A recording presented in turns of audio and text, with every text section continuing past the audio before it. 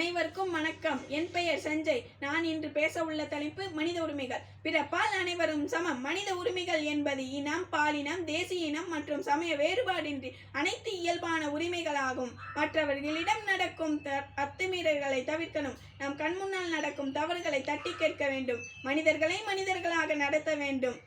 அவரவர் இடத்தில் சரியாக இருந்து அவர்களின் பணியை சரியாக செய்தால் எல்லா உரிமையும் எல்லோருக்கும் கிடைக்கும். நாம் மற்றவர்களுக்கு உதவ வேண்டும். இல்லையேல் அவர்களின் உரிமையை பறிக்காமல் வாழ வேண்டும். நம் உரிமையை பெறுவதற்கு சரியான வழியில் சரியாக போராட வேண்டும். ஒரு தனி மனிதனின் உரிமையை பறிப்பதற்கு இன்னொரு மனிதன் இயலாது. அப்படி பறித்தாலும் நம் உரிமையை பெறுவதற்காக பயம் கூடாது.